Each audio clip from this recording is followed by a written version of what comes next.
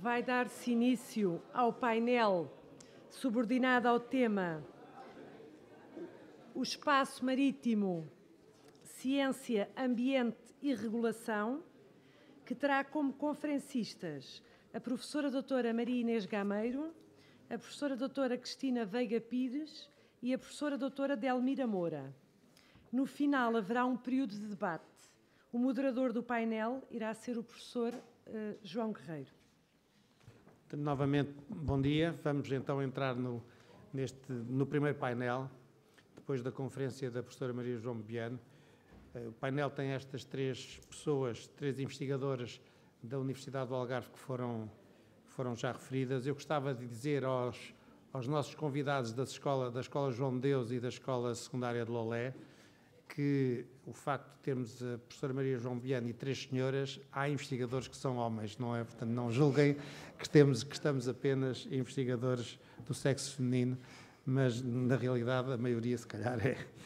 E portanto eu dava já de palavra, como foi dito, temos depois um período de debate, mas dava já a palavra, porque o tempo também não abunda, à professora Maria Inês Gameiro para fazer a sua intervenção. Obrigada.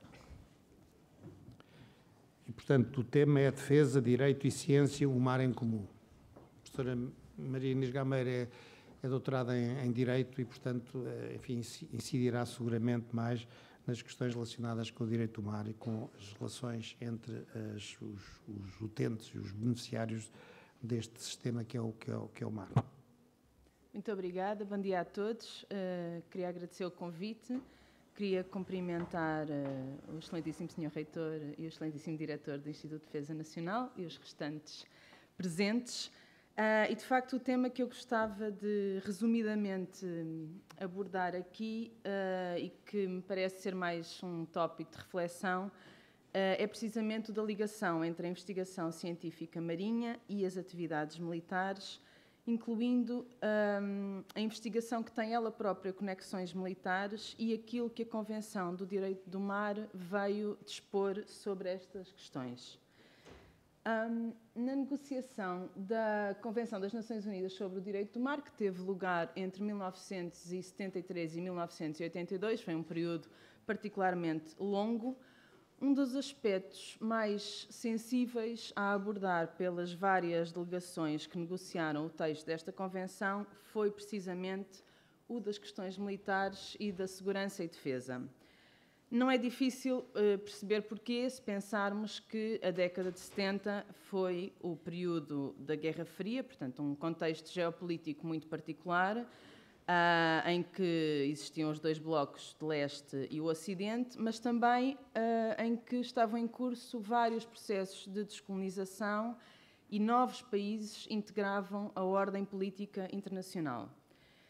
A presença destas preocupações nas negociações e nas várias delegações que negociaram este texto, e podemos pensar na dimensão deste empreendimento, ter delegações de todos os países a negociar um texto comum que a professora Maria João Bebiano hoje mencionou e que, para aqueles que são alunos das escolas, e por curiosidade, eu trouxe hoje aqui este livro na versão portuguesa que aqui está, dizia que a presença destas preocupações com as questões de segurança e defesa foram evidentes também pela forma como a Convenção foi negociada, ou seja, enquanto vários textos e tratados internacionais são preparados por comissões de especialistas, aliás, isso já tinha acontecido noutras convenções de direito do mar, e depois negociados pelos países, neste caso foram de facto as delegações que extensamente estavam a trabalhar no texto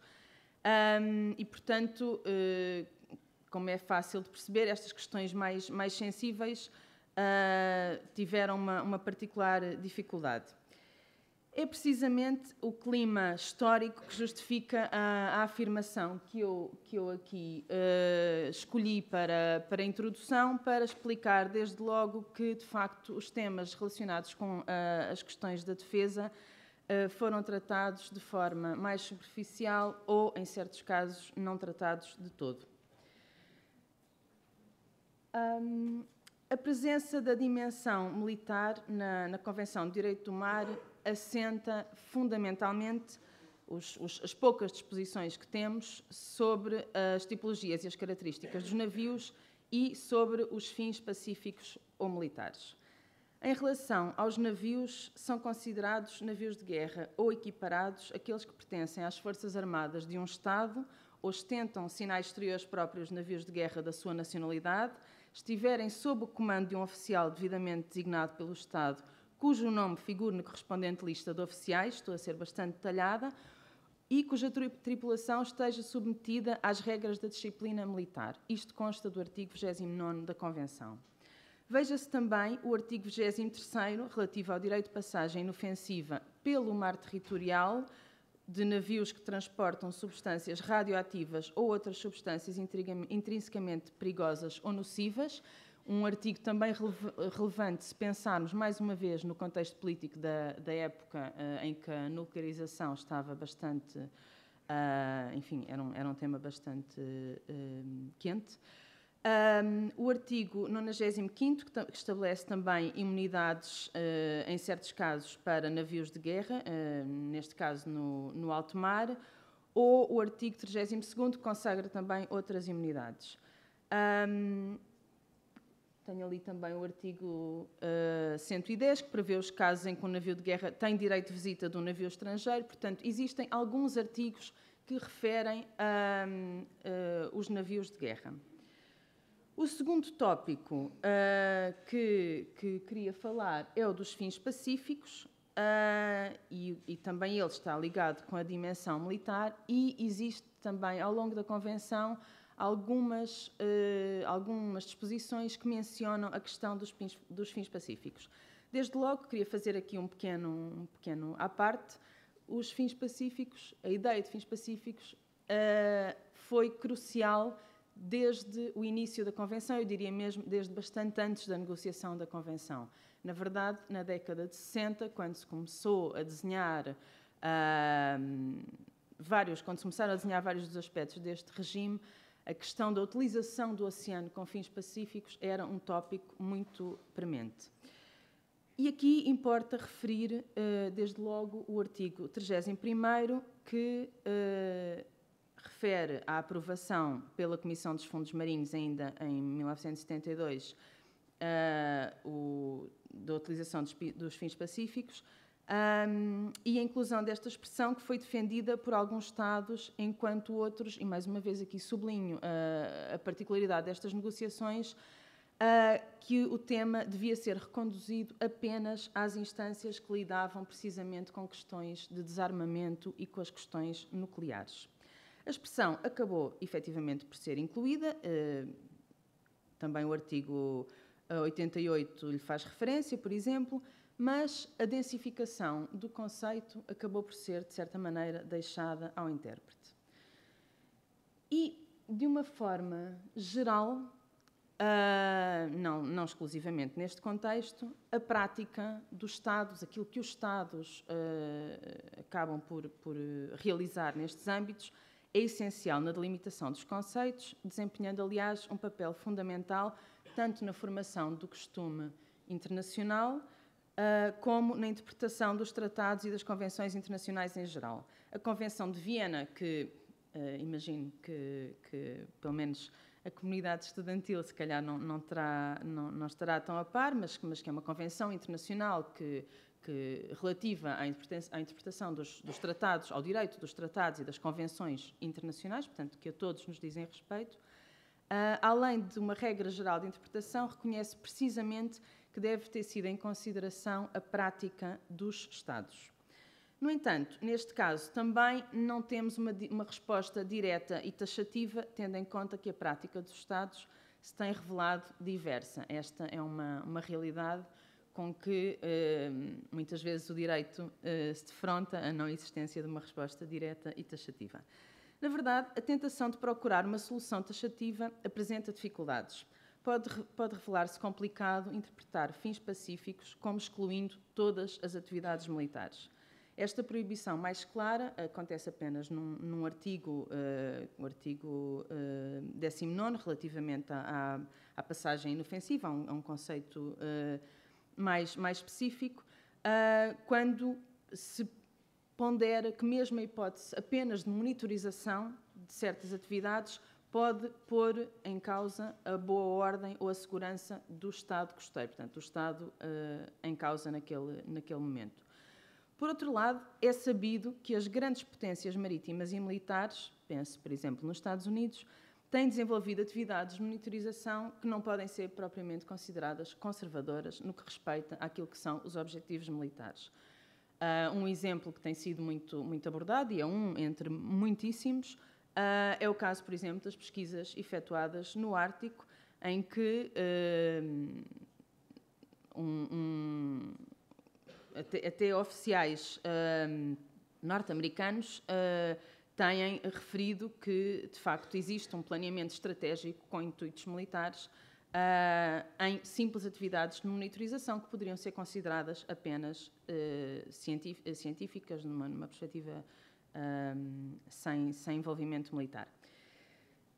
Para além portanto, da ideia dos tipos, das tipologias e características de navios e da questão dos fins pacíficos, surge também a expressão fins militares na Convenção. Da mesma maneira, estes também não são propriamente definidos, mas podemos considerar que as atividades militares serão aquelas desenvolvidas por embarcações ou aeronaves militares ou do Estado utilizadas em serviços não comerciais com o objetivo de aumentar a disponibilidade operacional para o conflito. É uma definição que tem sido apresentada. Claro que esta disponibilidade implícita permite também ela um conjunto de interpretações muito abrangente que pode incluir manobras militares, recolha de informação, exercícios, enfim, uma variedade de situações. Finalmente, em relação a esta questão mais conceptual, deve ser mencionado o artigo 58, relativo à Zona Económica Exclusiva, em que se refere a uma expressão que são os usos do mar internacionalmente lícitos, referidos com as liberdades que antes mencionam, e que tem sido também utilizado para apoiar tanto uma interpretação mais lata da permissibilidade de atividades militares, neste caso na Zona Económica Exclusiva, como de uma interpretação mais restrita. Foram, de facto, apresentadas variedíssimas propostas a este respeito e, mais uma vez, a forte reação de oposição de alguns países fez com que as referências diretas fossem escassas, mas, por exemplo, uma das situações, o Peru, na sessão de 1978, propôs que se consagrasse que os navios militares estrangeiros, quando passassem pelas ZEs nacionais, fossem obrigados, portanto, estivesse explicitamente consagrado na Convenção, que estariam obrigados a não efetuar manobras sem o consentimento explícito do Estado costeiro. Mais uma vez, a delicadeza do tema fez com que e outros interesses, eventualmente, fez com que esta disposição não fosse adotada. Aqueles que defendem uma visão mais permissiva daquelas que devem ser as atividades permitidas argumentam que a globalidade do texto tem apontado para esta interpretação lata, desde que ela não contenda com os fins pacíficos prosseguidos, em geral, no que diz respeito ao direito internacional e, nomeadamente, através da invocação da Carta das Nações Unidas. Já aqueles que defendem uma interpretação mais restritiva sustentam que as manobras e os exercícios militares, mesmo aquelas relacionadas com a investigação científica, não podem ser considerados uma utilização pacífica do mar ou um uso internacionalmente lícito, para usar ali aquela expressão, e que, adicionalmente, podem prejudicar os recursos vivos, colocar em causa a segurança de navios, da navegação e, portanto, permitir que o Estado costeiro invoque a cláusula definida no número 3 deste mesmo artigo. Estes conceitos difusos e, em concreto, a questão dos fins pacíficos releva para o terceiro ponto, digamos assim, que o meu título sobre o qual o meu título incidia, que é a questão da investigação científica marinha. Eu disse antes que a expressão fins pacíficos surgia em alguns dos artigos da Convenção do Direito do Mar, e um deles é precisamente o artigo 246, que refere precisamente os fins pacíficos. A questão que se coloca então é quais são as atividades que são percepcionadas como permitidas e não permitidas em relação à investigação científica militar e onde poderemos colocar nós a fronteira entre a investigação científica militar e civil, quando, por exemplo, esta é efetuada com recurso a navios militares. Importa, parece-me, olhar rapidamente para aquilo que a Convenção diz sobre a investigação científica marinha. No preâmbulo deste documento, que eu inseri aqui e que devo dizer que insiro na maior parte das apresentações que faço, porque me parece que é... aqui está apenas um excerto, mas parece-me que é dos preâmbulos mais bem escritos em termos de tratados internacionais, e não só, é de facto está aqui integrado um objetivo para toda a humanidade. Dizia, neste preâmbulo, a Convenção define como um dos objetivos principais o estabelecimento de um regime para o oceano que garanta o uso eficiente e equitativo dos seus recursos e o estudo, proteção e preservação do ambiente marinho. Nas negociações da Convenção, foi considerado que o acesso às ciências e tecnologias do mar constitui uma condição essencial para o efetivo exercício de direitos e para o cumprimento dos deveres dos Estados relativamente à exploração, aproveitamento, gestão e conservação dos recursos, bem como para uma efetiva cooperação e partilha entre países, nomeadamente os países desenvolvidos e em desenvolvimento. Daí a importância que se atribui à investigação científica marinha, que viu o seu regime consagrado na parte 13 da Convenção, portanto, há uma parte inteira dedicada, a Convenção está dividida em diferentes partes, que está dedicada à investigação científica, devendo ser destacados aqui alguns artigos que traduzem os principais objetivos do regime. Além destes dois artigos, que são logo os iniciais, os introdutórios, de acordo com a Convenção, todos os Estados devem procurar adotar normas, regulamentos e procedimentos razoáveis para promover e facilitar a investigação científica marinha. É o que define o artigo 255, definindo depois vários requisitos concretos. Devem ainda criar condições favoráveis à realização da investigação no meio marinho, integrar os esforços dos cientistas no estudo da natureza e inter-relações dos fenómenos e processos que ocorram no meio marinho, é o que dispõe o artigo 243. Devem promover ativamente a difusão de dados e informações científicas e a transferência de conhecimento resultante da investigação, em particular para os Estados em desenvolvimento, bem como fortalecer a capacidade autónoma de investigação científica marinha destes mesmos Estados, nomeadamente através de programas de treino, formação adequada, etc. Portanto, estes dois pilares que mencionava, não só do conhecimento, mas da cooperação, estão fortemente presentes ao longo de todo o regime. Em Portugal, eu extraí do site da Autoridade Marítima este esquema, que já tem algum tempo, mas que dá uma boa noção, parece-me. O regime que vigora é o que está previsto na Convenção, sendo Portugal um Estado parte da Convenção, mas verifica-se atualmente uma falta de enquadramento ou de densificação legal específica. Portanto, acaba por existir um procedimento, de certa maneira, ad hoc. Concretamente, o que se passa é as equipas estrangeiras que pretendem realizar atividades de investigação em espaços sob a jurisdição nacional apresentam um pedido de autorização à Unidade de Sobrevoos e Escalas Navais do Ministério dos Negócios Estrangeiros, que tem como atribuições precisamente analisar estes pedidos e que irá depois distribuir, de certa maneira, os pedidos pelas entidades. Os navios que desejam realizar as pesquisas devem fazê-lo através das embaixadas, são os chamados canais oficiais apropriados, como define a Convenção, e devem fazer com que do pedido constem uma série de dados relativos aos projetos científicos, a natureza, os objetivos do projeto, mais uma vez, ao elencar estes dados, temos sempre presente as questões militares ou civis, portanto, tudo isto está diretamente relacionado. Os métodos que serão utilizados, os meios, os dados das embarcações, as áreas concretas geográficas, portanto, os equipamentos que vão ser utilizados, toda uma série de dados que devem ser recebidos pelo Estado costeiro, neste caso, por Portugal. Após a recepção do pedido, a unidade de sobrevoo transmite-o à Comissão Oceanográfica Intersectorial, que irá obter o parecer da comunidade científica, e também à Direção-Geral da Autoridade Marítima, que irá depois consultar variedíssimas outras instituições, incluindo o Comando Naval, o Instituto Hidrográfico, os vários departamentos marítimos responsáveis e a Esquadrilha de Submarinos. Serão prestadas informações sobre o estatuto dos navios, sobre o Comando Naval, por exemplo, verifica se as atividades de investigação solicitadas não vão conflituar com outras navegações previamente autorizadas. Portanto, há uma série de informações que são recolhidas e depois são integradas, compiladas, e é enviado um parecer único à unidade de sobrevoo.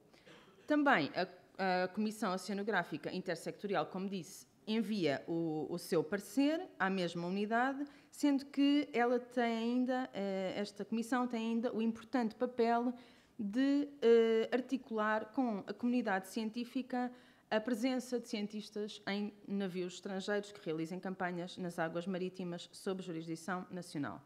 Importa também aqui, numa pequena nota, referir que a presença dos cientistas e este parecer científico é, de certa maneira, a única oportunidade que existe para serem consideradas questões ambientais, porque neste quadro não são consultados organismos especialmente com responsabilidades especificamente ambientais.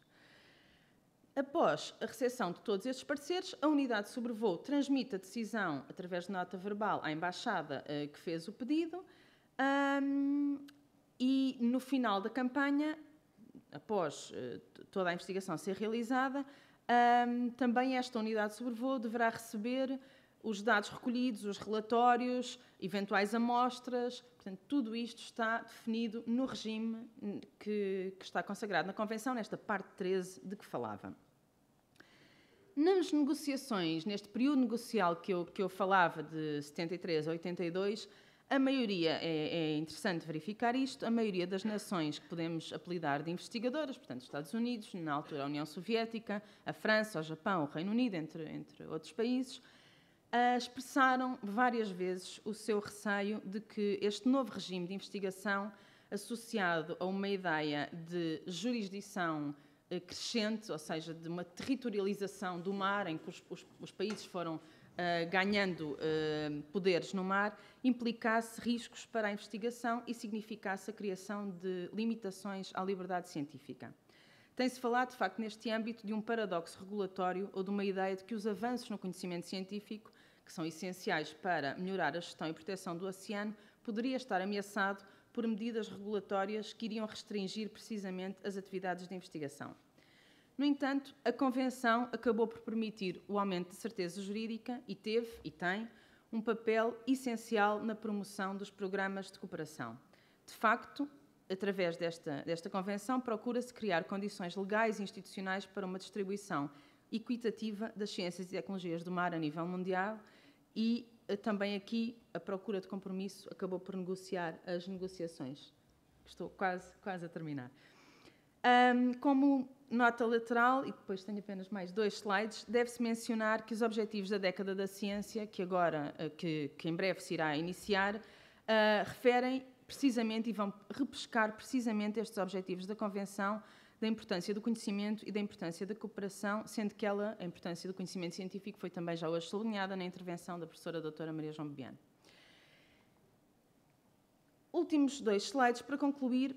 Como disse, este novo regime assenta nos poderes discricionários conferidos ao Estado costeiro para regular e autorizar as atividades de investigação científica, mas estes poderes são mitigados pelo dever do Estado, em circunstâncias normais, dar precisamente este consentimento aos projetos que tenham o propósito de aumentar o conhecimento científico para benefício de toda a humanidade e que tenham exclusivamente fins pacíficos. Perante os conceitos nucleares que referimos aqui, acabamos por verificar de facto que existem contornos confusos, tendo em conta que, para as atividades militares marítimas, e isso foi patente várias vezes ao longo do século XX e de diversos conflitos, e não só, o conhecimento do ambiente marinho é essencial. Podemos, de certa maneira, encontrar aqui um paralelo com a distinção que existe entre a investigação científica com objetivos comerciais ou não, que também foi bastante discutida e bastante polémica nas negociações da Convenção. Também aqui têm existido sérios debates em torno destes conceitos de limites difusos. A doutrina tem apoiado tanto as interpretações mais latas como as mais restritivas, mas, ainda assim, deve-se procurar traçar uma fronteira entre as atividades militares e de investigação, enquadrando-as de forma clara no artigo 246 ou não, sujeitas ao consentimento do Estado costeiro ou não.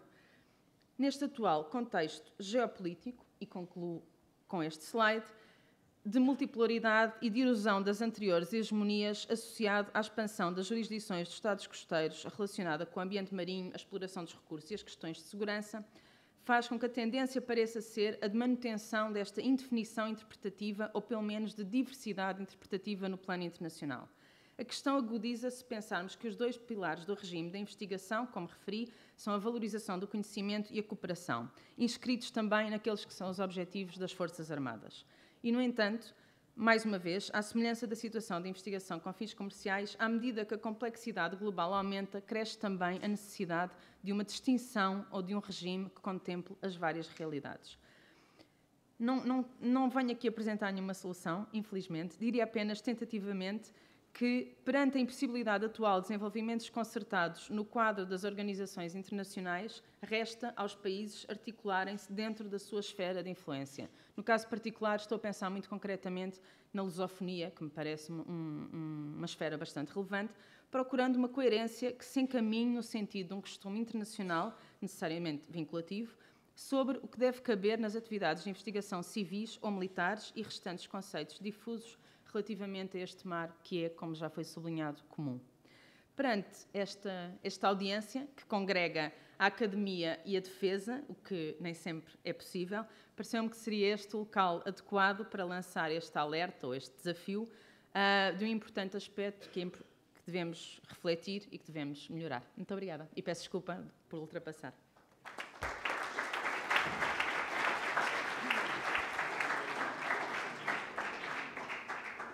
Muito obrigado. Professora Maria Inês Gameiro, segue a professora Cristina Veiga Pires, também investigadora do CIMA, mas também que se tem dedicado a áreas relacionadas com a extensão científica, através do Centro de Ciência Viva e recentemente da instalação do Geoparque Lolé Silves Albufeira. Portanto, também lhe peço 15 minutos, 15, 20 minutos, para depois termos ainda algum tempo para debate no final.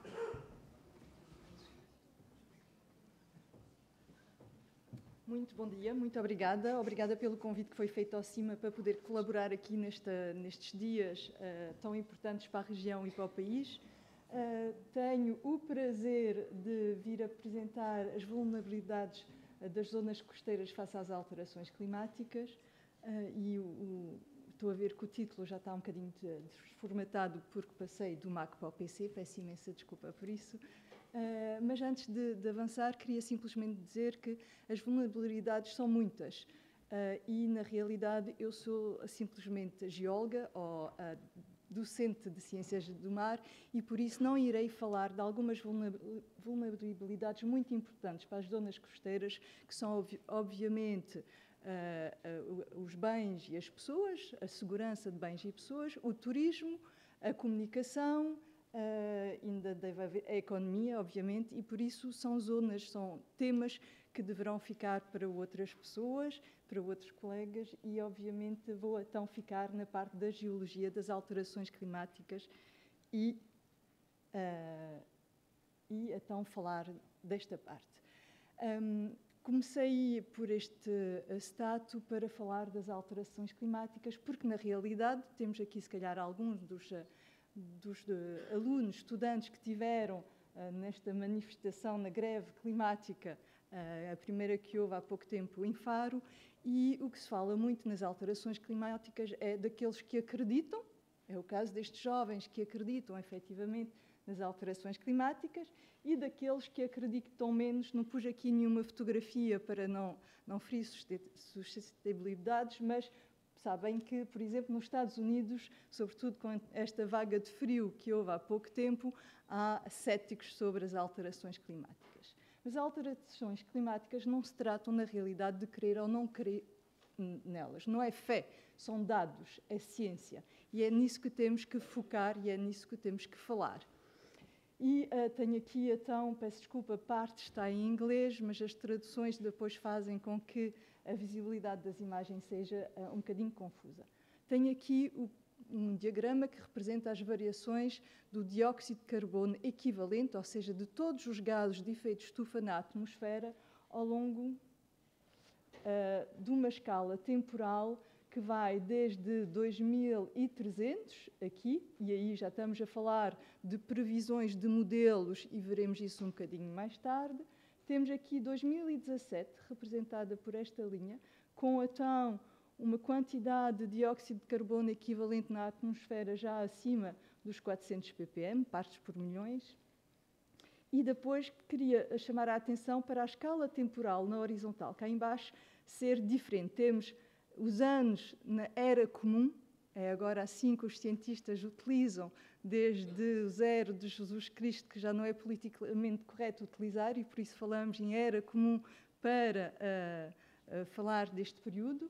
Temos então, desde nesta parte, 1800 a 2300 anos. Depois temos aqui uma escala que tem a ver com milhares de anos atrás, e estão a ver estas variações todas de conteúdo de gases de efeito de estufa na atmosfera, tem a ver com o que todos já ouvíamos falar das glaciações e interglaciações, por isso o planeta Terra um bocadinho mais quente, interglaciações, que tem a ver com o nível associado ao nível do dióxido de carbono no que nós chamamos era pré-industrial, antes do homem interferir na descarga de gases de efeito de estufa para a atmosfera, e mínimos que têm a ver com aqueles períodos de glaciação, onde sabemos que parte da América do Norte, da Europa, teve coberta de gelo, com glaciares de cerca de 1 a 2 km de espessura, pelo que uma grande quantidade de gelo e frio, efetivamente, à superfície da Terra. E então, nos últimos 800 mil anos, tivemos a variar a composição de gases de efeito de estufa entre estes dois extremos. Estão a ver que estamos abaixo sempre da era pré-industrial. E é a referência que vão ouvir falar em muitos congressos, apresentações científicas sobre as alterações climáticas, efetivamente, porque representa um momento crítico de níveis máximos destes últimos 800 mil anos. Antes disso, e agora mudamos outra vez a escala, estamos numa escala logarítmica de milhões de anos, por isso tem aqui 1 milhão de anos até 50 milhões de anos atrás, tivemos níveis, efetivamente, de quantidade de gases de efeito de estufa na atmosfera equivalentes ao que temos hoje, ou ao que tínhamos o ano passado. Só que estamos a falar de um período onde o planeta Terra tinha condições já bastante diferentes da atual. Por isso, quando dizemos que a Terra já teve esta quantidade de gases de efeito de estufa, é verdade, sim, mas nessa altura tínhamos dinossauros. E se calhar é isso que temos que falar. São os humanos no planeta Terra e não outro tipo de espécie. E é exatamente disto que temos que falar. Como é que nós sabemos isto? Isto não é inventado, isto são dados que vêm de vários testemunhos. O que nós chamamos de testemunhos podem ser históricos, obviamente que todos já viram quadros muito bonitos, por exemplo, com a Tamisa gelada. Hoje em dia é raro encontrar alguém a fazer patins sobre gelo na Tamisa, em Londres. Se alguém vir, deve ser no fundo do rio e não à superfície, como foi o caso na pequena idade do gelo há 300 ou 400 anos atrás. O clima vai variando. Nós temos registros históricos, mais uma vez, livros, quadros, fotografias. Depois também temos registros geológicos.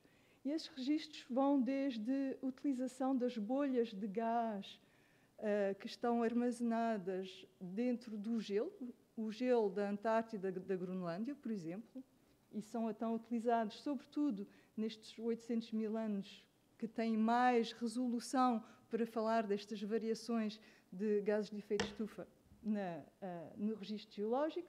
mas depois vamos utilizar sedimentos e rochas, na quais podemos utilizar tanto a parte da química orgânica. Os alquenones são moléculas orgânicas que provêm de seres vivos e que sabemos que esses seres vivos só vivem em certas condições no mar.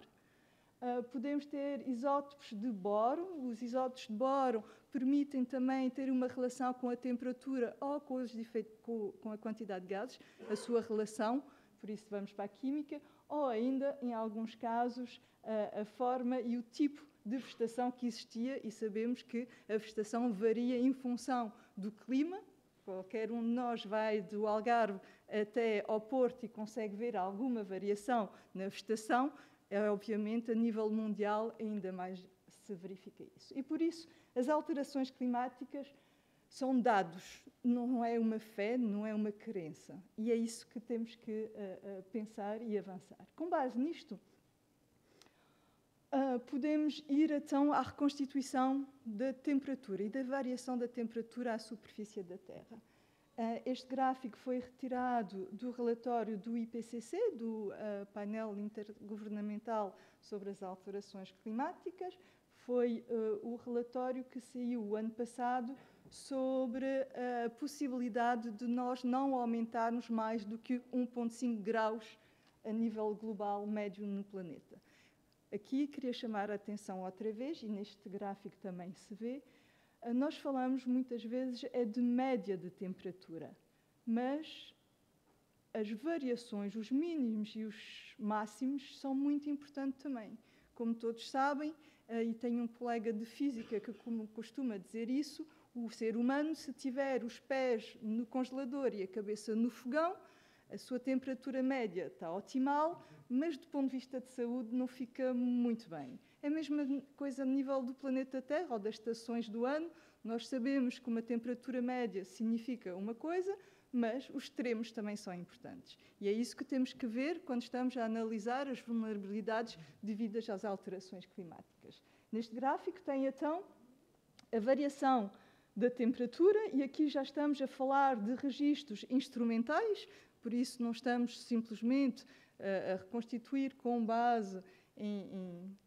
Tenho colegas que dizem que a geologia já é um bocadinho invenção, por isso isto já não é invenção, é mesmo dados dos meus colegas físicos, onde tem aqui referenciado o nível da temperatura pré-industrial e por isso tudo o que estamos a ver são anomalias da temperatura em relação a esse nível de referência de base pré-industrial, a temperatura relacionada aos anos, ao fim do século XIX. A partir daí temos então um aumento da temperatura, que é acompanhado com o aumento dos gases de efeito de estufa na atmosfera, e aqui está a base para ver o nível, aqui está um tracinho horizontal, que é a média da temperatura para 2 décadas de registro, está aqui já acima, perto de 0,6 de aumento de temperatura global, mais uma vez, e depois temos aqui a média para uma década entre 2006 e 2015, e aqui já estamos acima de 0,75 graus de diferença.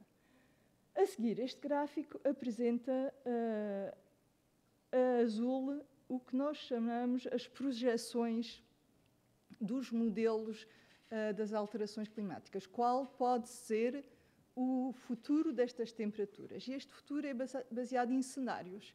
E os cenários são chamados RCP, já vou mostrar, e baseiam-se então com diferentes possibilidades que temos de, no nosso dia-a-dia, tanto político como cidadão, termos ou não algumas posições e ter uma diminuição ou não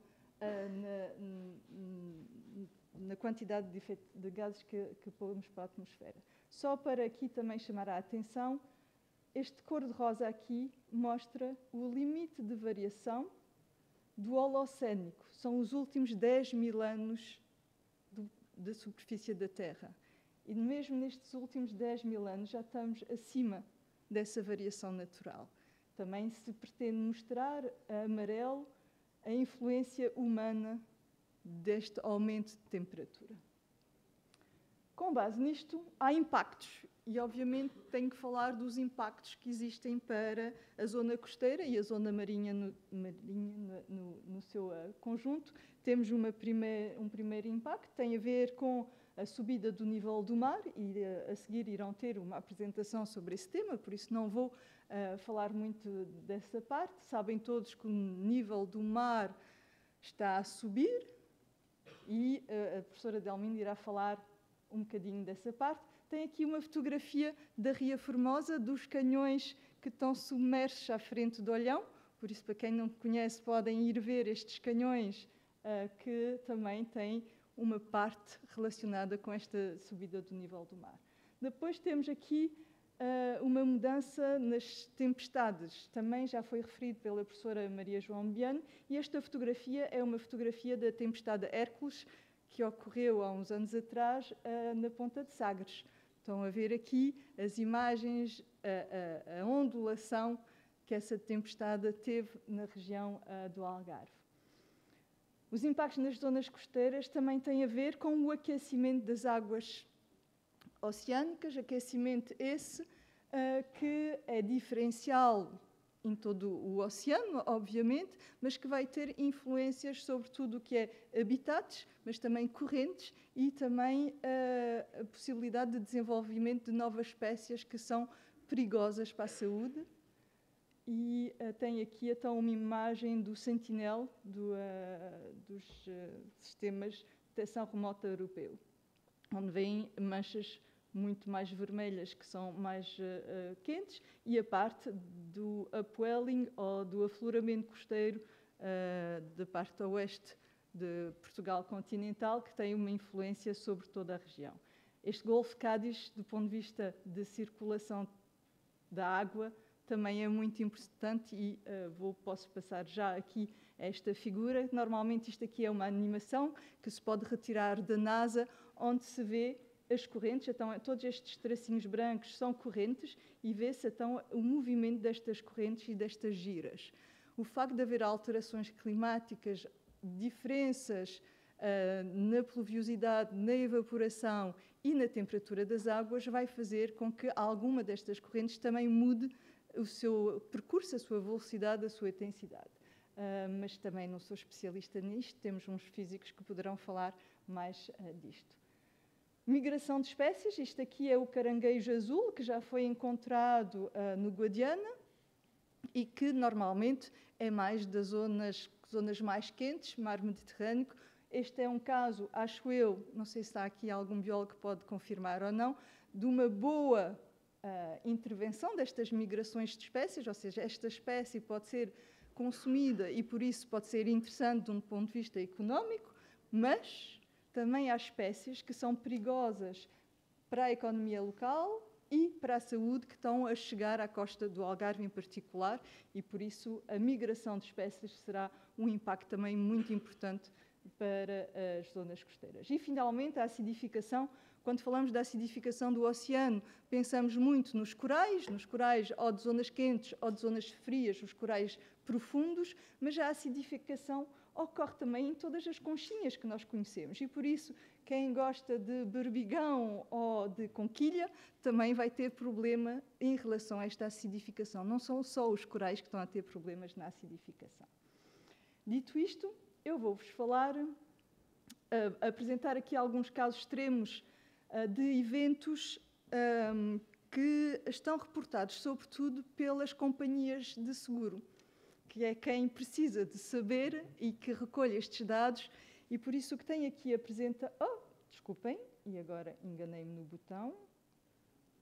Tem aqui apresentado, desde 1980 até 2010, as ocorrências de eventos extremos que a companhia Munich teve que pagar. E o que se pode observar é que a verde, azul e laranja são eventos meteorológicos, azul, eventos hidrológicos, por isso cheias, e amarelo, eventos climatéricos, secas, fogos, etc. Desde 1980, a ocorrência destes eventos relacionados com o clima aumentou significativamente, e é um problema para todos nós e principalmente para as zonas costeiras. Então, sim, temos problemas. Tem aqui a Ilha de Faro, Penso que isto foi há 2 anos atrás. E aqui o que tivemos é simplesmente o mar. Então, para quem não conhece, o mar está do lado direito aqui, a Ria Formosa do outro lado. Isto aqui é a estrada principal e o mar passou simplesmente de um lado para o outro. Mas também temos no Algarve outro tipo de ocorrências que também já ouviram falar a nível nacional e aqui ainda mais, que são estas derrocadas nas zonas de arribas rochosas, também muito perigosas, mas que têm um efeito que nós não conseguimos prever. É muito difícil saber quando é que uma destas derrocadas vai acontecer e qual a amplitude que ela vai ter. Se é 1 metro em profundidade, em largura, se são 2, se são 5, já tivemos ocorrências de quase 10 metros em extensão, em largura. Por isso, isso será sempre uma parte muito difícil de avaliar no tempo exato. E temos, obviamente, também recuos da linha de costa muito impressionantes nas arribas arenosas. Reconhecem aqui uma piscina conhecida da nossa região, a posição em 1996 da linha de costa, que está já atrás da posição inicial da linha de costa, e o que sobra fazer, obviamente, é aqui umas proteções nesta zona costeira. Eu agora acabei de apresentar, então, 3, este é o terceiro. A praia de Faro já também é um outro tipo de costa que o Algarve tem, que é todo o cordão dunar e arenoso das Ilhas Barreiras e que também tem sofrido muito com as tempestades e vários eventos climáticos.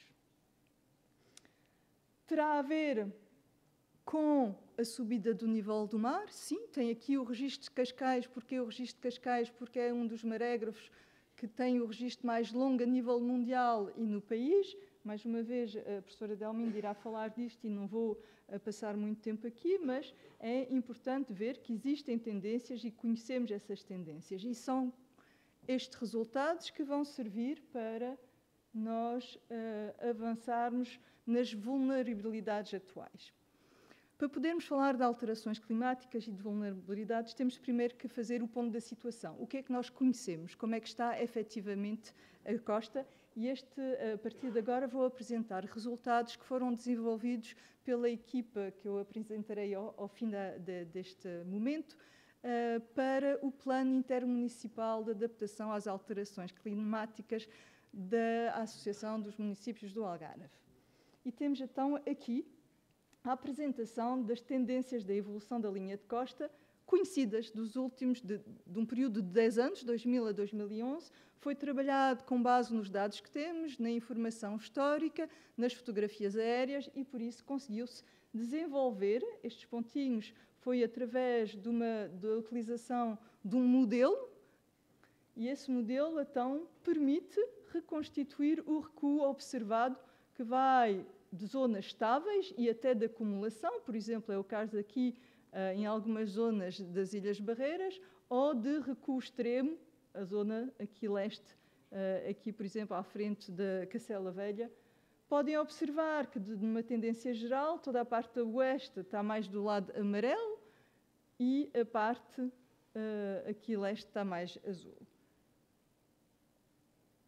E assim foi determinado a vulnerabilidade atual da costa algarvia por setores. Por setores porquê? Porque a geologia da região vai ser muito importante e temos então arribas rochosas numa parte da costa, temos arribas arenosas noutra parte da costa e depois temos o cordão do norte ou a parte de zona costeira arenosa, mas baixa. Obviamente que a geologia tem influência. A seguir a isso, conhecemos qual a taxa da subida do nível do mar e temos o impacto das tempestades, que seja no litoral rochoso, cujo impacto é mais pontual, mas mais brutal, ou na parte arenosa, onde aí há uma migração das Ilhas Barreiras, conhecidas com a corrente longilitoral e para a terra.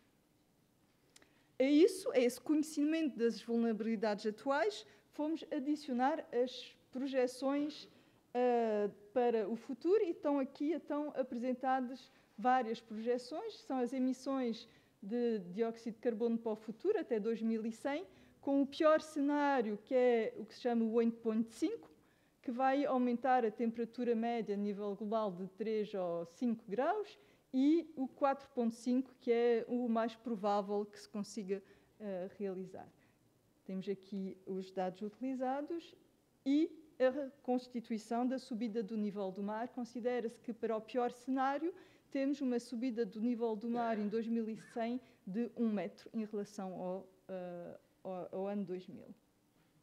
E com isso, então, faz-se os modelos para prever como é que quais serão os impactos e a vulnerabilidade na costa para o cenário 4.5, o mais simples, o menos impactante, e estão a ver que vai haver recuos importantes por ano até 2100. Estamos a dizer que em 2100 eu terei quase 150 metros de recuo em certos sítios. Na parte do cenário 8.5, vamos aumentar esses pontos e a velocidade de recuo da linha de costa. Não é só a linha de costa que interessa, é também a inundação. O mar vai inundar com as marés vivas, por exemplo, mais facilmente as zonas costeiras. Temos aqui Quarteira, e em 2100, com o cenário 8.5, estima-se que a inundação pelo mar vai chegar à segunda linha de casas em Quarteira. Mesma coisa para a Ilha de Faro, a inundação do mar em 2100 vai ultrapassar, para quem conhece, aqui está a estrada principal, vai passar essa estrada principal e será regular a inundação do mar dessas zonas. O cenário 8.5, que é o pior, ainda vai mais longe, penetra mais nas casas e no continente.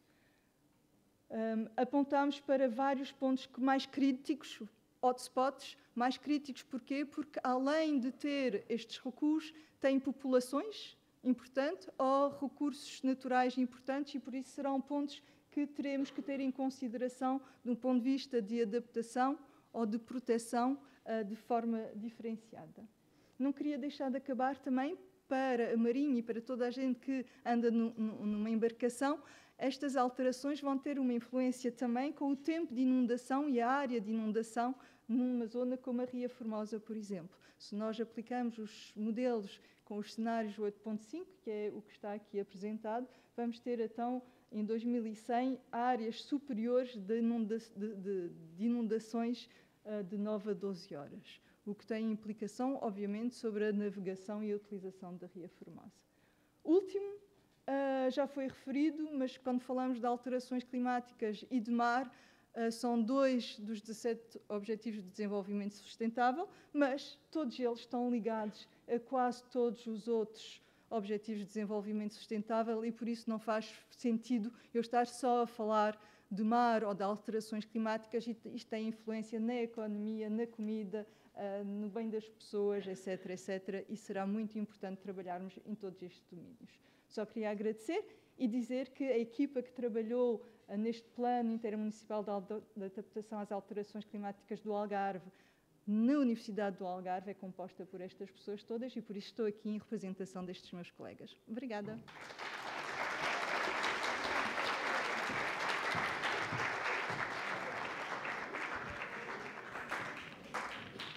Professora Delminda Moura, também investigadora do Centro de Investigação Marinha e Ambiental, geóloga e, portanto, especialista em geomorfologia litoral.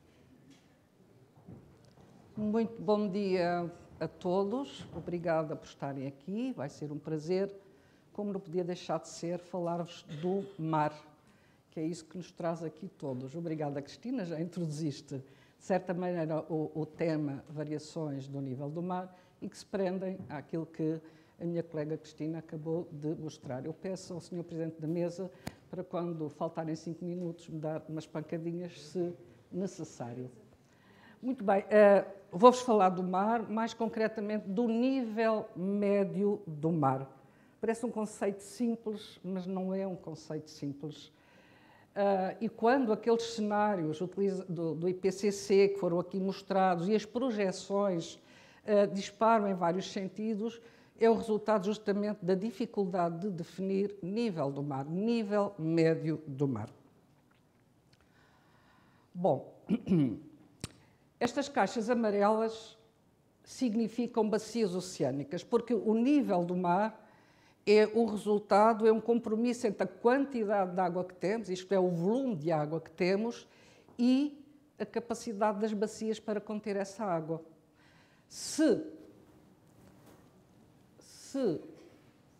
assim que encontrar o ponteiro já mostro, se a capacidade da bacia aumentar por movimento lateral da crosta e mantivermos exatamente a mesma quantidade de água, obviamente que essa quantidade de água tem mais espaço e, portanto, vai baixar. Temos um nível médio do mar mais baixo. Por oposição, se a capacidade da bacia reduzir, a mesma quantidade de água, estamos sempre com a mesma quantidade de água, o nível médio do mar sobe.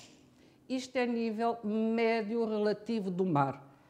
Porque é incómodo estar a dizer um nome tão longo, provavelmente eu direi quase sempre nível médio do mar, mas efetivamente o correto seria dizer nível médio relativo do mar. Vejamos agora esta situação. Continente, mais uma vez o amarelo é a zona continental, azul a água e a mancha d'água é sempre a mesma quantidade de água. Repara, se tiver aqui esta marca em terra, pode ser, por exemplo, um marégrafo nesta circunstância, e o continente soerguer, o que é que nós vamos ter como observação? Que o nível médio do mar baixou. Nível médio do mar relativo. Na verdade, a água é a mesma. O que acontece é que o continente se elevou. Se, pelo contrário, o continente subsidir, isto é, baixar, o nível médio relativo do mar está mais alto. É a leitura que nos vai dar. Aqui alguns exemplos reais. Estamos na zona do Báltico, toda a península da Escandinávia, que está neste momento a soerguer-se. E está a soerguer-se a uma taxa muito mais rápida do que a subida do nível do mar. Tal como disse a minha colega, nem as alterações climáticas são uma questão de fé, nem a subida do nível médio do mar é uma questão filosófica. Estamos a aquecer e o nível médio do mar está a subir. É muito interessante este exemplo, porque em 1648, esta cidade sueca, Öregrund, é já a segunda cidade, porque em 1491 foi solicitado ao Conselho Real para mudar a cidade para o outro lado. Porquê? E porquê é que os países do Báltico estão a soerguer? Porque tiveram, durante o último máximo glacial, há 18 mil anos, 2,5 km de gelo em cima. Quer dizer que houve subsidência da crosta naquela zona. Como o gelo desapareceu, porque estamos a aquecer, fundiu, neste momento está a soerguer para adquirir a topografia original. Isso está ainda a acontecer. Assim que esta cidade implantada, o ferro de Öregrund é muito conhecido, é de boa qualidade, portanto era um importante porto pesqueiro, também de exportação de ferro e outras atividades, e deixou de poder ter a aproximação de barcos de médio e grande calado. Portanto, perdeu-se a função de porto. Assim que foi necessário substituí-la para um outro extremo do arquipélago nesta zona sueca. Se repararem, contrariamente àquilo que nós dizemos sempre, o nível médio do mar está a subir, não é uma questão filosófica, mas o marégrafo de Estocolmo, o que é que registra? Uma descida do nível médio do mar. Estamos a falar nível médio relativo do mar. Lembram-se do slide anterior, porque o continente está a soerguer. Não é o nível do mar absoluto que está a descer, é o nível médio relativo do mar. Um outro exemplo, o oposto agora. Em vez de o continente estar a soerguer-se, ele está a subsidir. Estamos, neste caso, estamos nos Estados Unidos, no maior estuário, Chesapeake, o maior estuário dos Estados Unidos, onde se situam várias cidades importantes, como Baltimore, Washington e outras, e, reparem, o nível médio relativo do mar está a subir, mas é uma taxa superior à média global. E já se notam os efeitos durante eventos mais extremados. Várias cidades de toda esta península da Chesapeake está a ser inundada. Porquê? E aqui temos já um efeito antrópico por sobreexploração da água nos aquíferos e de petróleo. Esta sobreexploração leva à compactação dos sedimentos no estuário e, portanto, começa a ficar abaixo do nível médio do mar, que está a subir efetivamente. É uma taxa de 3,1 milímetros por ano, global, porque justamente aquilo que acabei de dizer é que há variações locais que podem manifestar-se numa subida relativa ou descida relativa. Mas o nível médio do mar não é determinado só pela capacidade das bacias, é também pela quantidade de água que tem dentro, o volume de água. E que fatores é que impactam o volume da água do mar? A temperatura. Quando a água aquece, como qualquer outro corpo, expande. A expansão térmica representa neste momento mais de 50% do contributo para a elevação do nível médio do mar. E um outro aspecto que também contribui para o aumento do volume, da água nos oceanos é a fusão do gelo acumulado, reparem aqui, acumulado sobre os continentes, porque o gelo que está no Ártico flutuante, esse, mesmo que funda, não contribui para o aumento do nível médio do mar. Para o nível médio do mar contribui a fusão do gelo acumulado sobre os continentes. Neste momento, a grande preocupação é a instabilidade do gelo sobre a Groenlândia e sobre a folha de Larsen na Antártida. Portanto, temos aqui dois fatores que impactam a quantidade de água nos oceanos. A temperatura, o aumento da temperatura e a fusão do gelo acumulado sobre os continentes. Bom, então, nós temos aqui que o nível médio do mar pode aumentar e temos uma transgressão, ele aumenta sobre o continente, e pode diminuir, ele diminui em relação ao continente. E a questão que coloco aqui, esta pergunta, quando ocorre uma regressão, isto é, o nível médio do mar desloca-se no sentido do oceano, a plataforma continental fica exposta. Só para quem não está muito familiarizado, tenho aqui a fisiografia, um esquema da fisiografia do oceano. A linha de costa é esta linha entre o amarelo e o azul, e o que vai desta linha é a plataforma continental, é uma zona relativamente plana. Vosso beijamento, ouvi falar dela à tarde e já ouviram hoje de manhã também. Esta plataforma continental, através do talude, portanto, liga para as planícies abissais. Mas eu estou interessada aqui nesta zona plana adjacente ao continente, a plataforma continental. Há 18 mil anos, não sei porque isto nem sempre me obedece, há 18 mil anos ocorreu um extremo climático frio, o último máximo glacial. Reparem aqui, este fenómeno, e as causas são orbitais. Este fenómeno é conhecido como precessão dos equinócios. Hoje, por acaso já passaram alguns dias, mas o equinócio deste ano está aqui. E o equinócio do outono, os solstícios de verão e de inverno em afélio, zonas afastadas do Sol. Se o inverno decorrer em zona, na órbita da Terra, em afélio, e, simultaneamente, a inclinação do eixo de rotação da Terra em relação ao plano da órbita for muito inclinado, portanto, ele varia entre 21,5 e 24,3, quer dizer que temos o inverno a ocorrer longe do Sol, em afélio, e, simultaneamente, o hemisfério norte, aqui temos o Sol, virado, digamos, para o lado contrário do Sol, e ocorre um extremo frio, como ocorreu no último máximo glacial. Portanto, as causas foram orbitais. No último máximo glacial, as plataformas continentais ficaram expostas à atmosfera. A Europa foi, neste momento, 40% maior do que é presentemente. Todo o mundo, mas eu estou a referir-me à Europa porque aqui nos encontramos. Reparem, no último máximo glacial, as Ilhas Britânicas eram uma península do continente europeu. Só se transformaram em ilhas a partir dos 8.000 anos. E já vamos ver porquê. Aqui um pormenor da plataforma continental portuguesa, ela esteve exposta à atmosfera há 18.000 anos durante o último máximo glacial. Vegetada, com floresta. Mais para o norte, em latitudes mais elevadas, havia as estepes, ou até estavam cobertas por gelo. Mas aqui, na Península Ibérica, tínhamos florestas e estepes. E havia o homem paleolítico a viver aqui. Os únicos recursos de água doce eram justamente na plataforma, porque, à medida que o nível médio do mar baixa, também os aquíferos rebaixam. E, portanto, digamos, no continente, a plataforma continental também é continente, mas em terra houve secura. As fontes de água doce estavam na plataforma continental. Estes dois exemplos são resultantes da investigação feita aqui no Algarve, para a qual colaborou também a minha colega Cristina Veiga Pires. A equipa era liderada pelo professor Tomás Boschi e fizemos uma série de furos nos estuários do Guadiana, do Mira, do Ará, de Gilão, Almargem.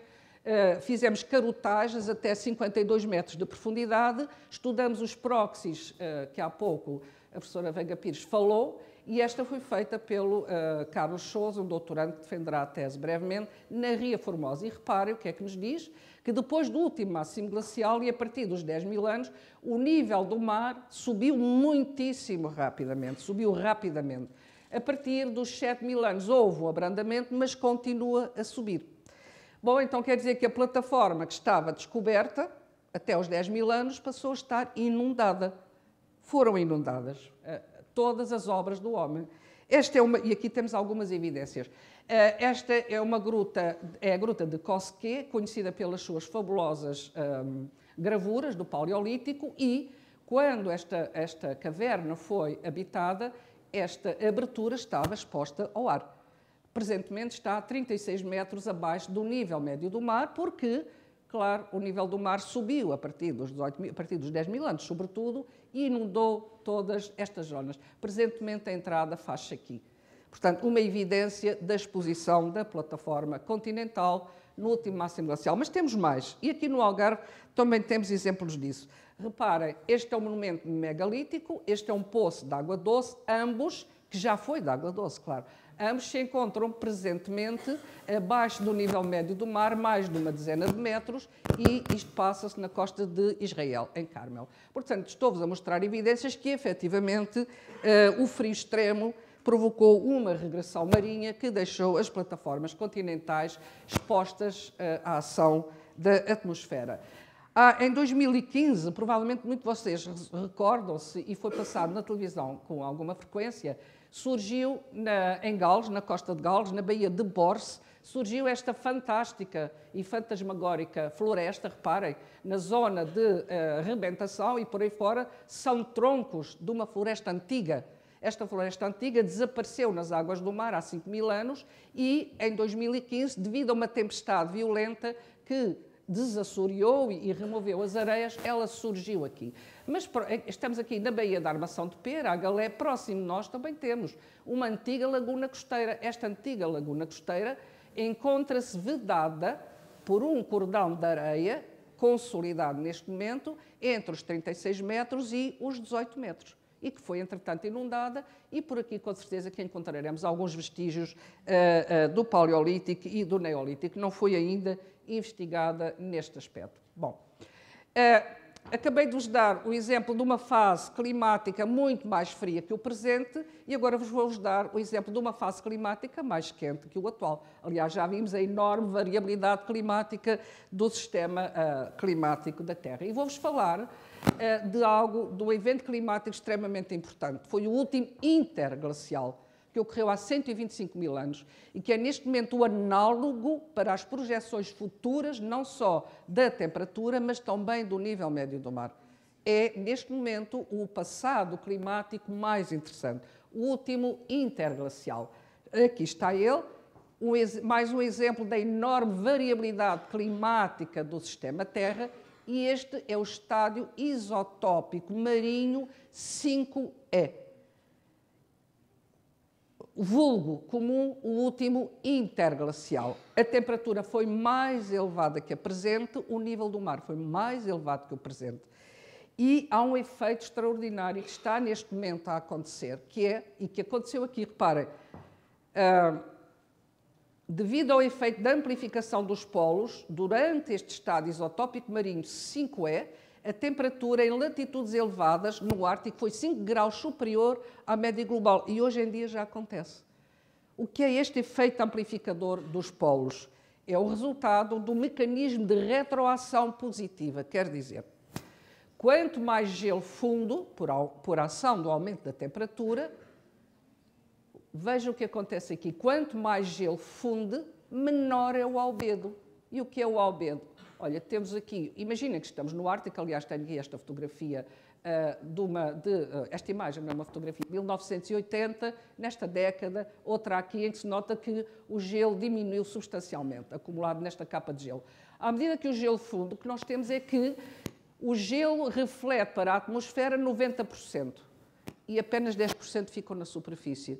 Mas quando ele funde, a água reenvia para o espaço apenas 6% e tudo o resto fica aqui, levando ao aquecimento. Quer dizer, aquecimento provoca fusão, fusão provoca aquecimento. É um efeito de retroação positiva, chamado, aqui neste caso, representado pelo albedo, e que contribuiu, é o principal contributo para o efeito de amplificação dos polos.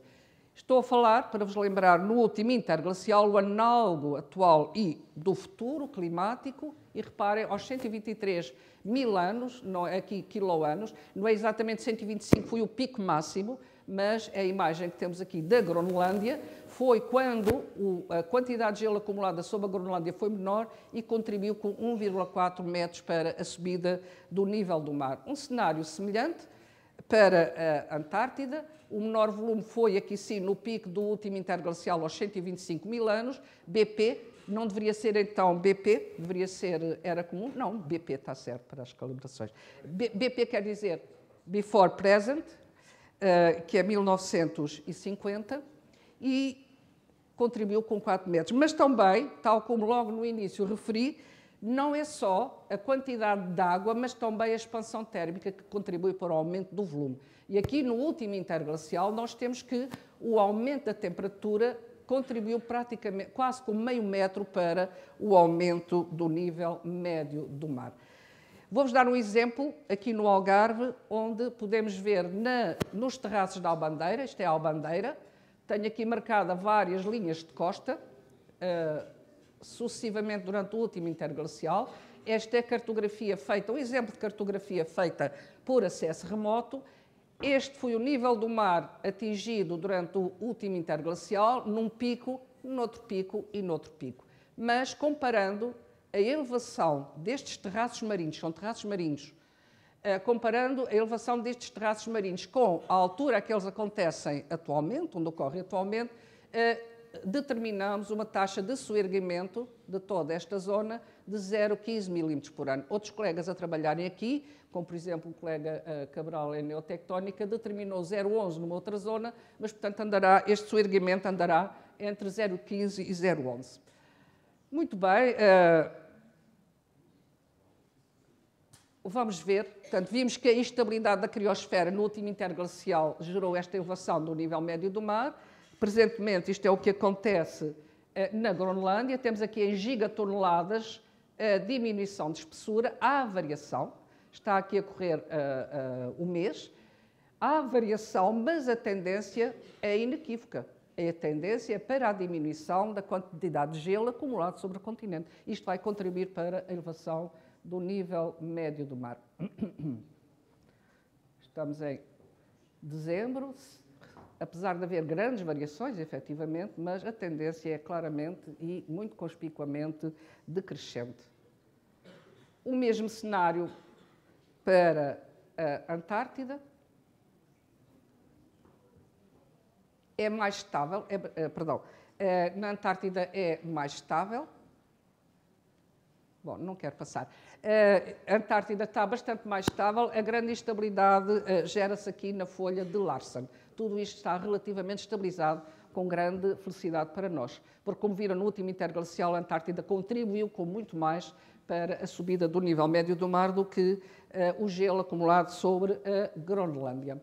Bom, como é que nós temos estes valores todos? 3,1, 3,4, mais ou menos 0,01.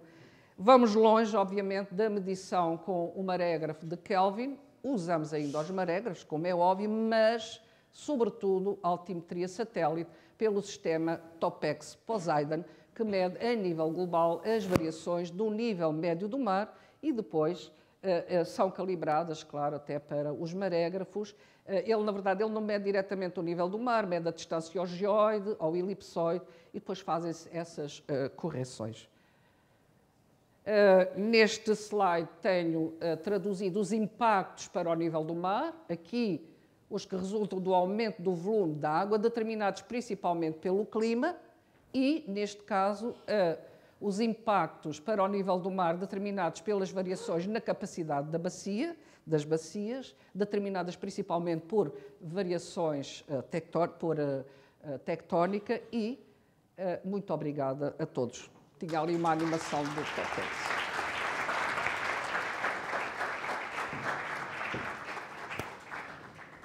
Muito obrigado. Ainda há aqui algum tempo para fazermos 2 ou 3 perguntas ou aceitar 2 ou 3 comentários. Alguém que se queira colocar alguma questão?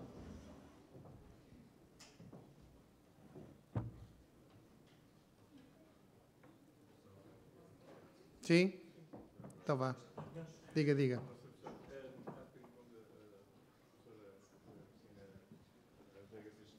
Falar. Muito obrigado. Eu já estava a pensar, e depois na intervenção da professora Delmira Moura também isso apareceu ali. Não terá também nada a ver esta alteração climática no tempo em que a atividade vulcânica era muito grande, também havia um grande lançamento de gases quentes para a atmosfera e alguns deles bastante tóxicos e poluentes, daí não haver vida humana na altura, talvez. Mas também o calor e a forma da crosta terrestre também era diferente. E não terá nada a ver também com a inclinação do eixo da Terra e até com a própria órbita do sistema solar, que possa ter alguma diferença ou inclinar a Terra, portanto, com a força da gravidade, se altera algumas posições em termos de grandes massas, que é o caso da massa aquática do planeta. Fica a questão, não sei. Alguma das pessoas que queiras. Mais alguma questão? Juntávamos, se houvesse mais alguma questão. Então, sim, aqui, Sr. Comandante, aqui. Muito obrigado pelas vossas excelentes exposições. Gostei muito. Os meus parabéns a todos os conferencistas. Apenas uma questão. Falou-se aqui no estudo da evolução da linha de costa. Eu tenho curiosidade. Esses estudos são comunicados os resultados, por exemplo, à APA, à CCDN, ou fica só ao nível da faculdade ou de quem está a fazer esse estudo? Era uma das questões que tinha. Outra questão, já agora, também para a resposta rápida, peço. Em termos aqui da costa do Algarve, vejo que de facto tem havido muitos estudos. O resto do país também tem havido estudos nessas áreas que vocês apresentaram aqui? Obrigado. Muito obrigado. Mais alguma questão? Então, encerrávamos aqui. Sim, ali.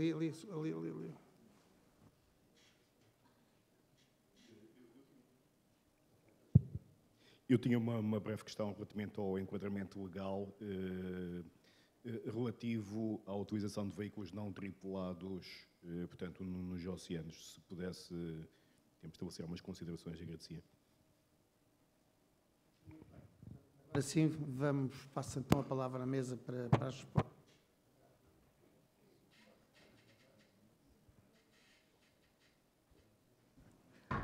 Obrigada pelas perguntas. Vou começar já pelas alterações climáticas e o que é natural, do que é que não é natural.